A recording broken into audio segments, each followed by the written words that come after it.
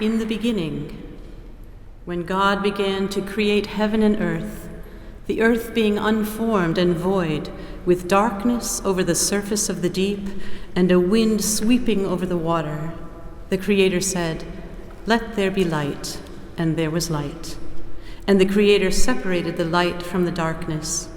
The Creator called the light day, and the darkness he called night. And there was evening and was morning, a first day. God the Creator said, "Let there be an expanse in the midst of the water." The Creator made the expanse, and it separated the water below from the water above. The Creator called the expanse sky. And there was evening and there was morning, a second day. The Creator said, "Let the water below the sky be gathered into one area, that the dry land may appear." The Creator called the dry land earth, and the gathering of waters he called seas. And the Creator said, "Let the earth sprout vegetation, seed-bearing plants, fruit trees of every kind on earth."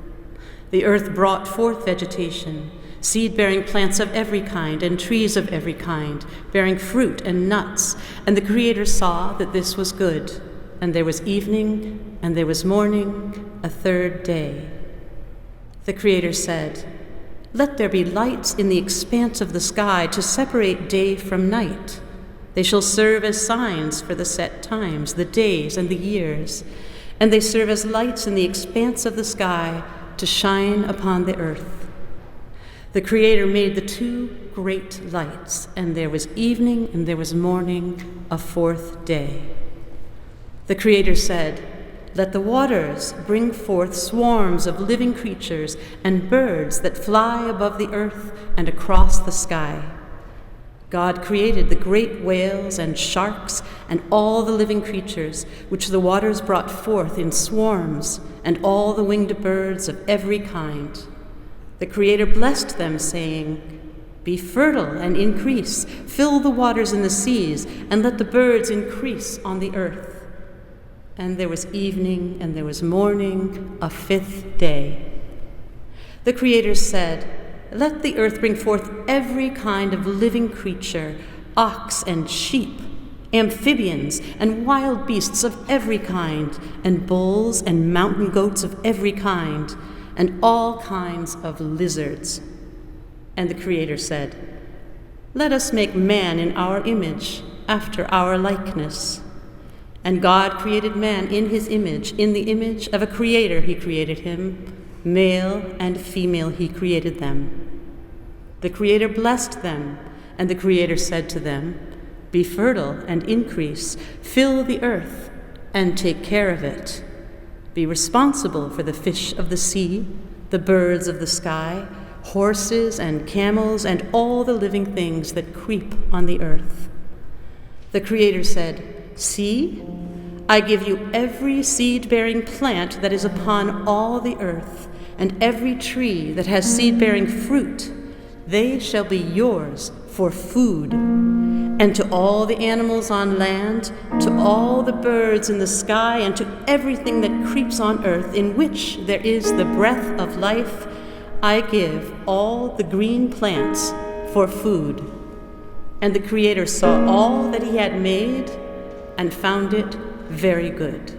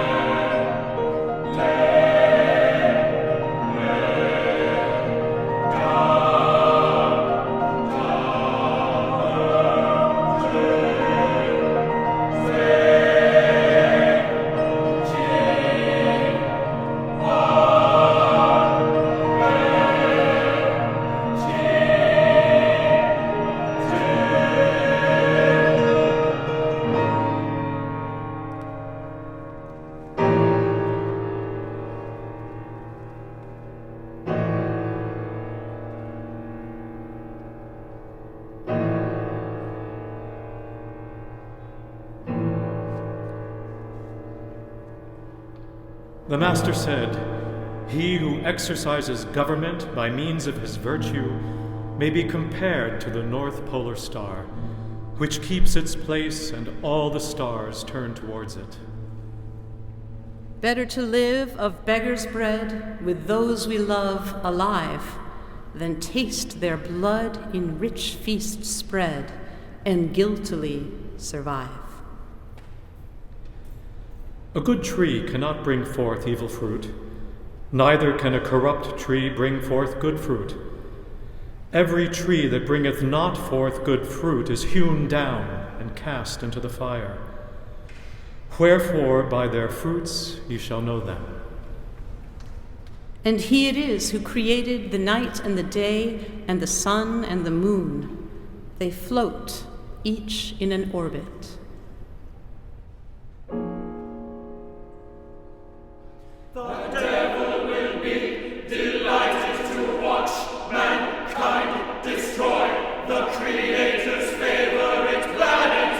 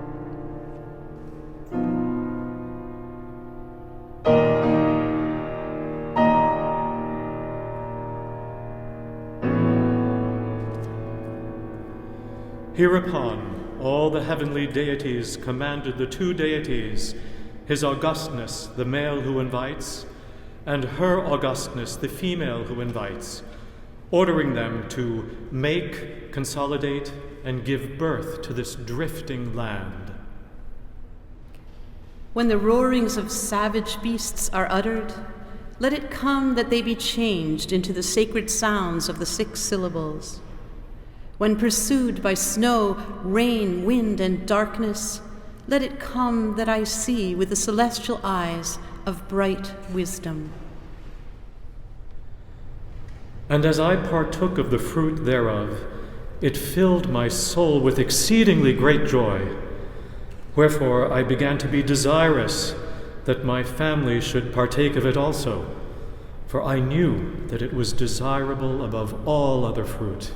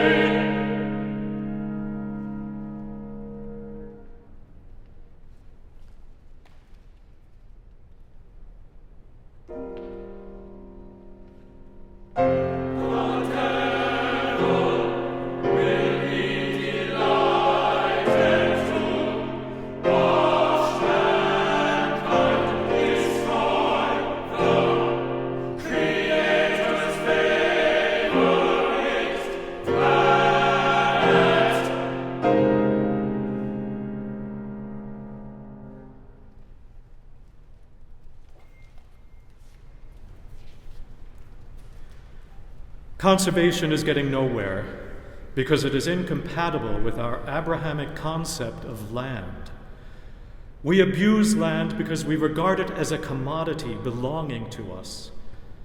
When we see land as a community to which we belong, we may begin to use it with love and respect. There is no other way for land to survive the impact of mechanized man, nor for us to reap from it the aesthetic harvest it is capable, under science, of contributing to culture. That land as a community is the basic concept of ecology, but that land is to be loved and respected is an extension of ethics.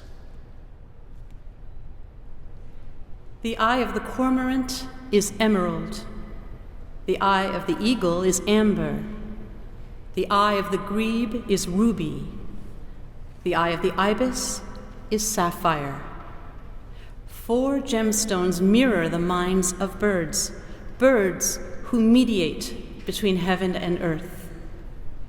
We miss the eyes of birds, focusing only on feathers. The conclusion I draw is optimistic. To the degree that we come to understand other organisms, we will place a greater value on them and on ourselves. Solitude is a human presumption. Every quiet step is thunder to beetle life underfoot, a tug of impalpable thread on the web, pulling mate to mate and predator to prey, a beginning or an end. Every choice is a world made new for the chosen.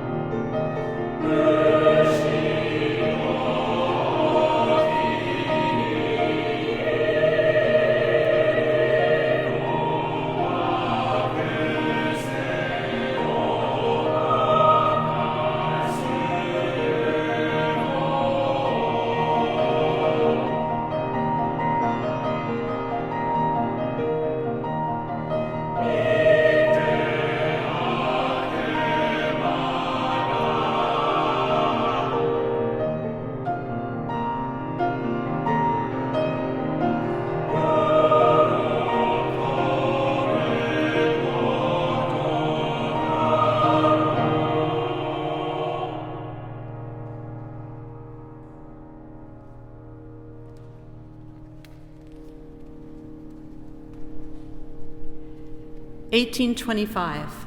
The Erie Canal opened in New York, linking Lake Erie to the Hudson River.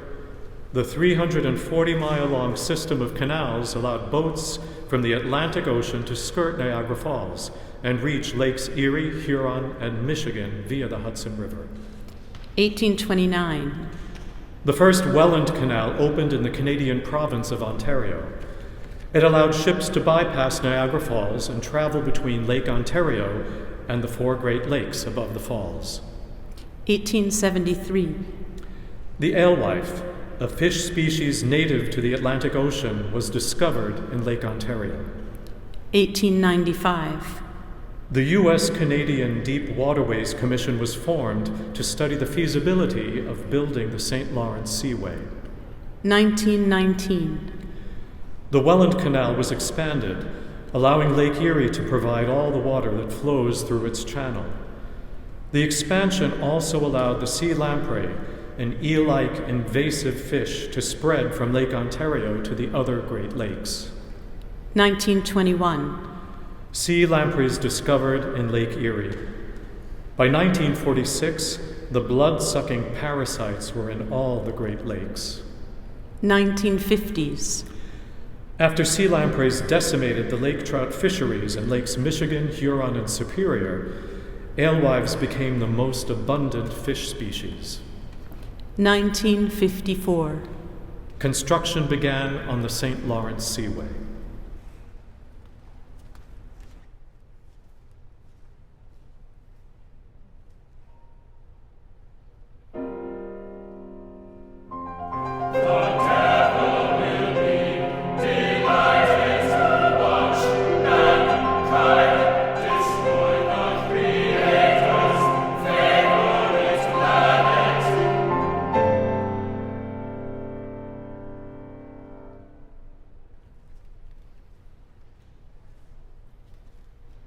But who will forgive us if we fail to learn from the past and present experiences, to forge new values, new relationships, and a new level of respect for the natural systems that keep us alive? To plant, I simply broadcast rye and barley seed on separate fields in the fall, while the rice is still standing. A few weeks later, I harvest the rice and spread the rice straw back over the fields. You might also notice that white clover and weeds are growing in these fields. Clover seed was sown among the rice plants in early October, shortly before the rye and barley. I do not worry about sowing the weeds. They reseed themselves quite easily. With this kind of farming, which uses no machines, no prepared fertilizer, and no chemicals, it is possible to attain a harvest equal to or greater than that of the average Japanese farm. The proof is ripening before your eyes. Reconnecting people and the landscape is as essential as reestablishing proper hydrology or cleaning up contaminants. It is medicine for the earth. Another solution to climate change? We could stop eating animals. And it can happen today. It wouldn't take 20 years, and it certainly wouldn't cost $18 trillion, because it costs nothing.